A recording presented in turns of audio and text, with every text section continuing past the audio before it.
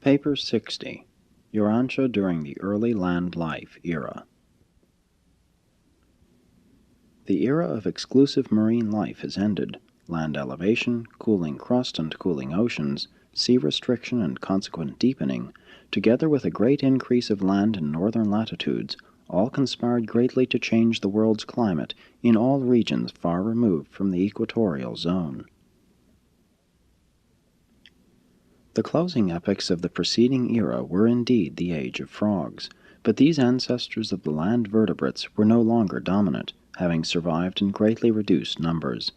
Very few types outlived the rigorous trials of the preceding period of biologic tribulation. Even the spore-bearing plants were nearly extinct.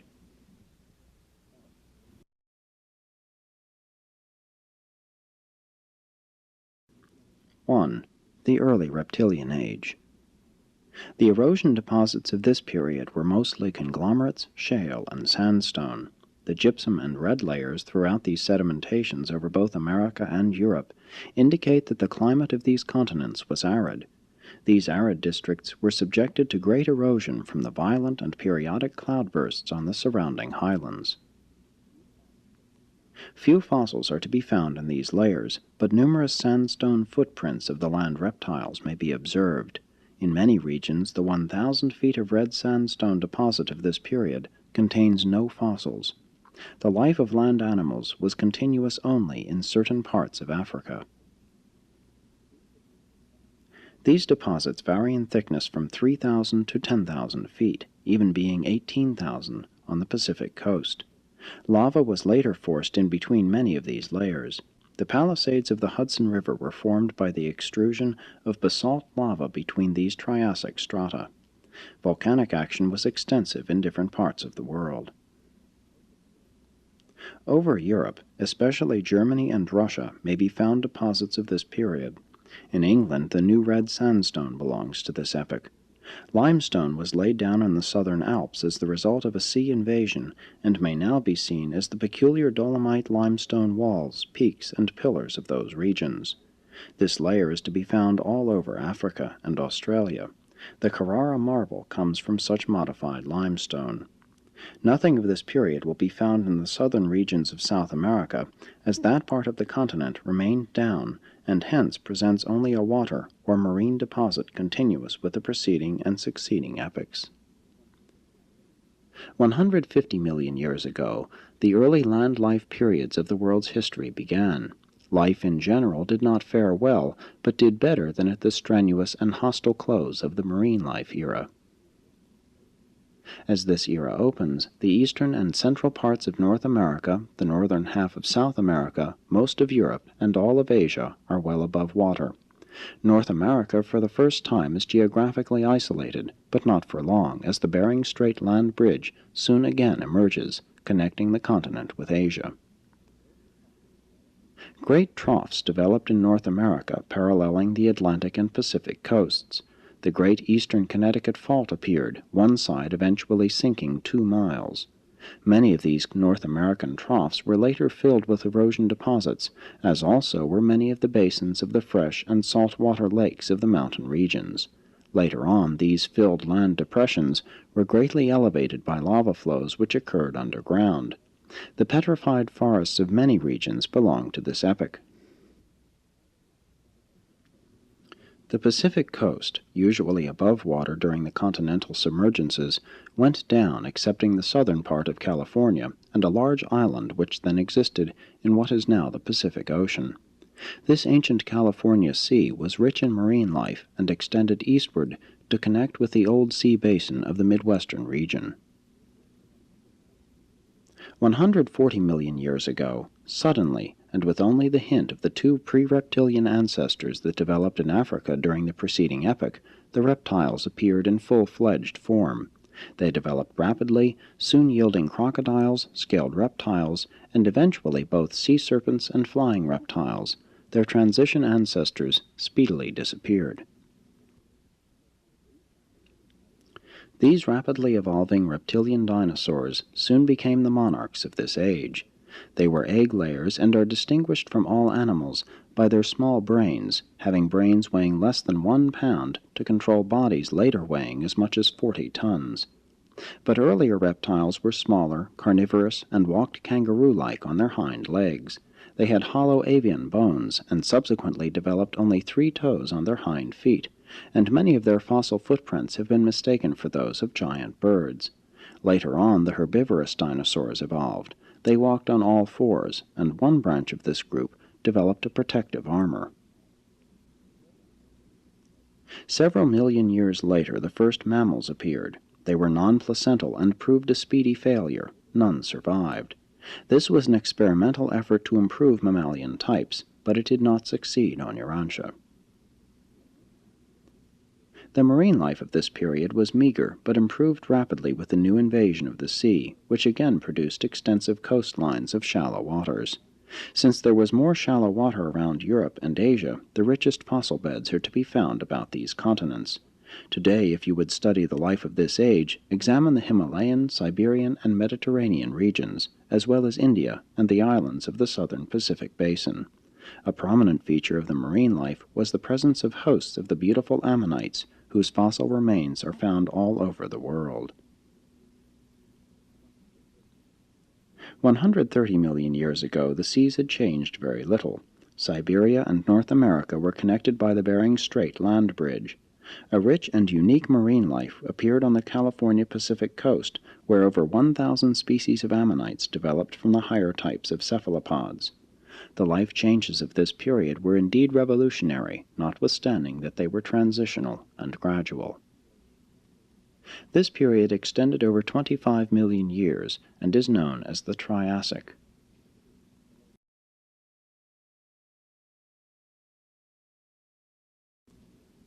II. The later Reptilian Age. 120 million years ago, a new phase of the Reptilian Age began. The great event of this period was the evolution and decline of the dinosaurs. Land animal life reached its greatest development, in point of size, and had virtually perished from the face of the earth by the end of this age. The dinosaurs evolved in all sizes from a species less than 2 feet long up to the huge non-carnivorous dinosaurs 75 feet long that have never since been equaled in bulk by any living creature. The largest of the dinosaurs originated in western North America. These monstrous reptiles are buried throughout the Rocky Mountain regions, along the whole of the Atlantic coast of North America, over western Europe, South Africa, and India, but not in Australia. These massive creatures became less active and strong as they grew larger and larger, but they required such an enormous amount of food, and the land was so overrun by them, that they literally starved to death and became extinct. They lacked the intelligence to cope with the situation. By this time, most of the eastern part of North America, which had long been elevated, had been leveled down and washed into the Atlantic Ocean, so that the coast extended several hundred miles farther out than now. The western part of the continent was still up, but even these regions were later invaded by both the Northern Sea and the Pacific, which extended eastward to the Dakota Black Hills region. This was a freshwater age characterized by many inland lakes, as is shown by the abundant freshwater fossils of the so-called Morrison beds of Colorado, Montana, and Wyoming. The thickness of these combined salt and freshwater deposits varies from 2,000 to 5,000 feet, but very little limestone is present in these layers. The same polar sea that extended so far down over North America likewise covered all of South America, except the soon-appearing Andes Mountains.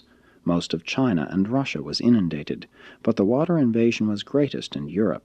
It was during this submergence that the beautiful lithographic stone of southern Germany was laid down, those strata in which fossils, such as the most delicate wings of olden insects, are preserved as of but yesterday. The flora of this age was much like that of the preceding. Ferns persisted, while conifers and pines became more and more like the present-day varieties. Some coal was still being formed along the northern Mediterranean shores. The return of the seas improved the weather. Corals spread to European waters, testifying that the climate was still mild and even, but they never again appeared in the slowly cooling polar seas. The marine life of these times improved and developed greatly, especially in European waters. Both corals and crinoids temporarily appeared in larger numbers than heretofore, but the ammonites dominated the invertebrate life of the oceans, their average size ranging from 3 to 4 inches, though one species attained a diameter of 8 feet. Sponges were everywhere, and both cuttlefish and oysters continued to evolve. 110 million years ago, the potentials of marine life were continuing to unfold. The sea urchin was one of the outstanding mutations of this epoch. Crabs, lobsters, and the modern types of crustaceans matured. Marked changes occurred in the fish family, a sturgeon type first appearing, but the ferocious sea serpents, descended from the land reptiles, still infested all the seas, and they threatened the destruction of the entire fish family. This continued to be, preeminently, the age of the dinosaurs. They so overran the land that 2 species had taken to the water for sustenance during the preceding period of sea encroachment. These sea serpents represent a backward step in evolution. While some new species are progressing, certain strains remain stationary and others gravitate backward, reverting to a former state. And this is what happened when these 2 types of reptiles forsook the land. As time passed, the sea serpents grew to such size that they became very sluggish and eventually perished because they did not have brains large enough to afford protection for their immense bodies.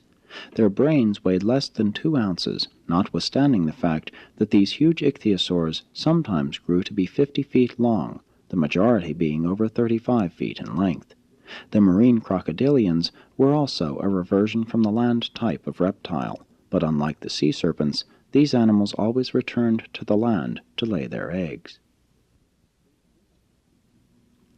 Soon after 2 species of dinosaurs migrated to the water in a futile attempt at self-preservation, 2 other types were driven to the air by the bitter competition of life on land. But these flying pterosaurs were not the ancestors of the true birds of subsequent ages.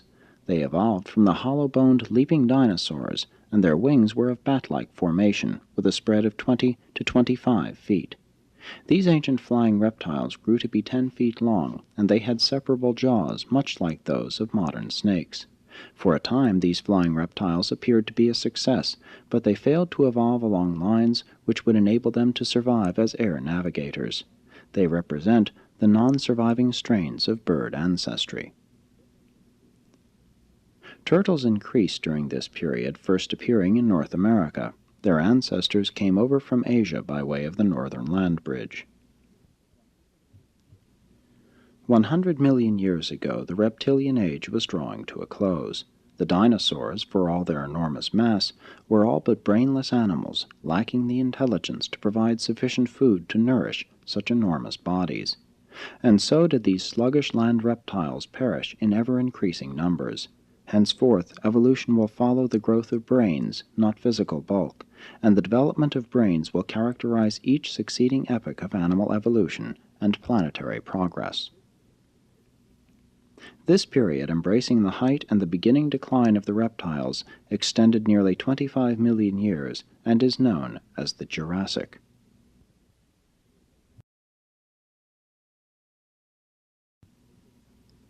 (3) The Cretaceous stage, the flowering plant period, the age of birds. The Great Cretaceous period derives its name from the predominance of the prolific chalk-making foraminifers in the seas. This period brings Urantia to near the end of the long reptilian dominance and witnesses the appearance of flowering plants and bird life on land. These are also the times of the termination of the westward and southward drift of the continents, accompanied by tremendous crustal deformations and concomitant widespread lava flows and great volcanic activities. Near the close of the preceding geologic period, much of the continental land was up above water, although as yet there were no mountain peaks. But as the continental land drift continued, it met with the first great obstruction on the deep floor of the Pacific. This contention of geologic forces gave impetus to the formation of the whole vast North and South mountain range extending from Alaska down through Mexico to Cape Horn. This period thus becomes the modern mountain-building stage of geologic history. Prior to this time, there were few mountain peaks, merely elevated land ridges of great width. Now the Pacific Coast Range was beginning to elevate, but it was located 700 miles west of the present shoreline. The Sierras were beginning to form, their gold-bearing quartz strata being the product of lava flows of this epoch. In the eastern part of North America, Atlantic sea pressure was also working to cause land elevation. 100 million years ago, the North American continent and a part of Europe were well above water. The warping of the American continents continued, resulting in the metamorphosing of the South American Andes and in the gradual elevation of the western plains of North America. Most of Mexico sank beneath the sea, and the southern Atlantic encroached on the eastern coast of South America, eventually reaching the present shoreline. The Atlantic and Indian Oceans were then about as they are today. 95 million years ago, the American and European land masses again began to sink. The southern seas commenced the invasion of North America and gradually extended northward to connect with the Arctic Ocean, constituting the second greatest submergence of the continent. When this sea finally withdrew, it left the continent about as it now is. Before this great submergence began, the eastern Appalachian highlands had been almost completely worn down to the water's level. The many-colored layers of pure clay now used for the manufacture of earthenware were laid down over the Atlantic coast regions during this age, their average thickness being about 2,000 feet. Great volcanic actions occurred south of the Alps and along the line of the present California Coast Range mountains. The greatest crustal deformations in millions upon millions of years took place in Mexico. Great changes also occurred in Europe, Russia, Japan, and southern South America. The climate became increasingly diversified. 90 million years ago, the angiosperms emerged from these early Cretaceous seas and soon overran the continents. These land plants suddenly appeared along with fig trees, magnolias, and tulip trees. Soon after this time, fig trees, breadfruit trees, and palms overspread Europe and the western plains of North America. No new land animals appeared. 85 million years ago, Bering Strait closed, shutting off the cooling waters of the northern seas. Theretofore, the marine life of the Atlantic Gulf waters and that of the Pacific Ocean had differed greatly, owing to the temperature variations of these two bodies of water, which now became uniform. The deposits of chalk and green sand marl give name to this period. The sedimentations of these times are variegated, consisting of chalk, shale, sandstone, and small amounts of limestone, together with inferior coal, or lignite, and in many regions they contain oil. These layers vary in thickness from 200 feet in some places to 10,000 feet in western North America and numerous European localities. Along the eastern borders of the Rocky Mountains, these deposits may be observed in the up-tilted foothills. All over the world these strata are permeated with chalk, and these layers of porous semi-rock pick up water at upturned outcrops and convey it downward to furnish the water supply of much of the Earth's present arid regions. 80 million years ago, great disturbances occurred in the Earth's crust. The western advance of the continental drift was coming to a standstill, and the enormous energy of the sluggish momentum of the intercontinental mass upcrumpled the Pacific shoreline of both North and South America and initiated profound repercussional changes along the Pacific shores of Asia. This circum-Pacific land elevation, which culminated in present-day mountain ranges, is more than 25,000 miles long, and the upheavals attendant upon its birth were the greatest surface distortions to take place since life appeared on Urantia. The lava flows, both above and below ground, were extensive and widespread. 75 million years ago marks the end of the continental drift. From Alaska to Cape Horn, the long Pacific coast mountain ranges were completed, but there were as yet few peaks. The backthrust of the halted continental drift continued the elevation of the western plains of North America, while in the east the worn-down Appalachian Mountains of the Atlantic coast region were projected straight up, with little or no tilting. 70 million years ago, the crustal distortions connected with the maximum elevation of the Rocky Mountain region took place. A large segment of rock was overthrust 15 miles at the surface in British Columbia. Here the Cambrian rocks are obliquely thrust out over the Cretaceous layers. On the eastern slope of the Rocky Mountains, near the Canadian border, there was another spectacular overthrust. Here may be found the pre-life stone layers shoved out over the then recent Cretaceous deposits. This was an age of volcanic activity all over the world, giving rise to numerous small isolated volcanic cones. Submarine volcanoes broke out in the submerged Himalayan region. Much of the rest of Asia, including Siberia, was also still underwater. 65 million years ago there occurred one of the greatest lava flows of all time. The deposition layers of these and preceding lava flows are to be found all over the Americas, North and South Africa, Australia, and parts of Europe. The land animals were little changed, but because of greater continental emergence, especially in North America, they rapidly multiplied. North America was the great field of the land animal evolution of these times, most of Europe being underwater. The climate was still warm and uniform. The Arctic regions were enjoying weather much like that of the present climate in central and southern North America. Great plant life evolution was taking place. Among the land plants, the angiosperms predominated, and many present-day trees first appeared, including beech, birch, oak, walnut, sycamore, maple, and modern palms. Fruits, grasses, and cereals were abundant, and these seed-bearing grasses and trees were to the plant world what the ancestors of man were to the animal world. They were second in evolutionary importance only to the appearance of man himself. Suddenly and without previous gradation, the great family of flowering plants mutated, and this new flora soon overspread the entire world. 60 million years ago, though the land reptiles were on the decline, the dinosaurs continued as monarchs of the land, the lead now being taken by the more agile and active types of the smaller leaping kangaroo varieties of the carnivorous dinosaurs.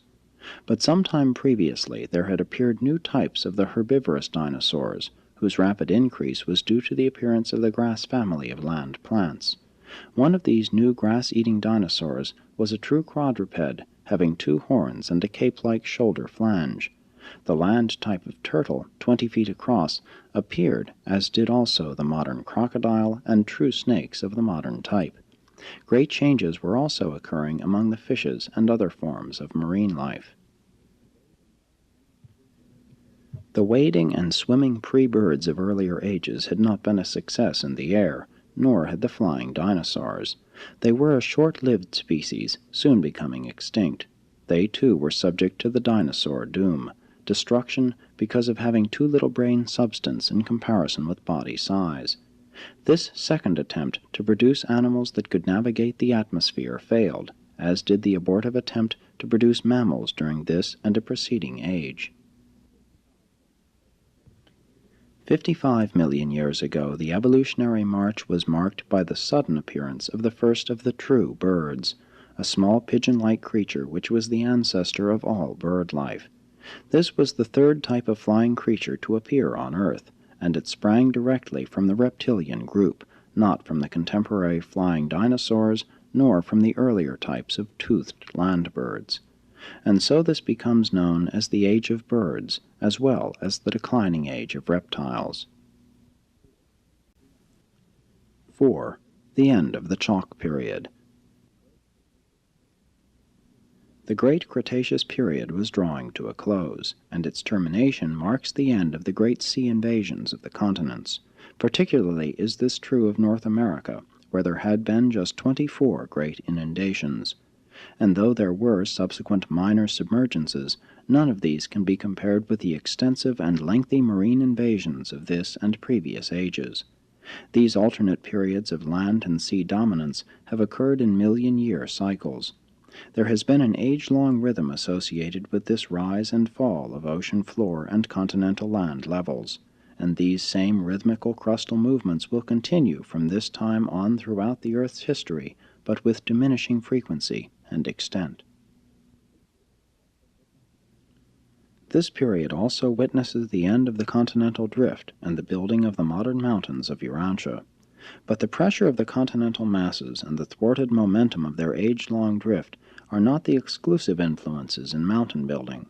The chief and underlying factor in determining the location of a mountain range is the pre-existent lowland or trough, which has become filled up with the comparatively lighter deposits of the land erosion and marine drifts of the preceding ages. These lighter areas of land are sometimes 15 to 20,000 feet thick.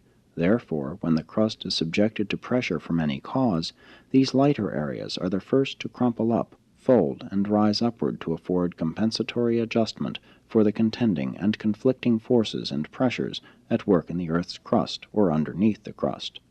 Sometimes these upthrusts of land occur without folding, but in connection with the rise of the Rocky Mountains, great folding and tilting occurred, coupled with enormous overthrusts of the various layers, both underground and at the surface. The oldest mountains of the world are located in Asia, Greenland, and northern Europe, among those of the older east-west systems. The mid-age mountains are in the Circum-Pacific group and in the second European east-west system, which was born at about the same time. This gigantic uprising is almost 10,000 miles long, extending from Europe over into the West Indies land elevations. The youngest mountains are in the Rocky Mountain system, where, for ages, land elevations had occurred only to be successively covered by the sea, though some of the higher lands remained as islands. Subsequent to the formation of the mid-age mountains, a real mountain highland was elevated which was destined, subsequently, to be carved into the present Rocky Mountains by the combined artistry of nature's elements. The present North American Rocky Mountain region is not the original elevation of land. That elevation had been long since leveled by erosion and then re-elevated. The present Front Range of mountains is what is left of the remains of the original range which was re-elevated. Pikes Peak and Long's Peak are outstanding examples of this mountain activity extending over 2 or more generations of mountain lives. These two peaks held their heads above water during several of the preceding inundations. Biologically as well as geologically, this was an eventful and active age on land and underwater. Sea urchins increased while corals and crinoids decreased. The ammonites of preponderant influence during a previous age also rapidly declined. On land, the fern forests were largely replaced by pine and other modern trees, including the gigantic redwoods. By the end of this period, while the placental mammal has not yet evolved, the biologic stage is fully set for the appearance, in a subsequent age, of the early ancestors of the future mammalian types.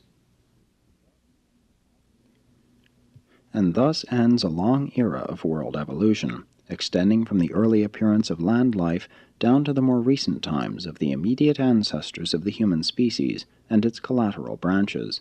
This, the Cretaceous Age, covers 50 million years and brings to a close the pre-mammalian era of land life, which extends over a period of 100 million years and is known as the Mesozoic. Presented by a life carrier of Nebadon, assigned to Sitania, and now functioning on Urantia.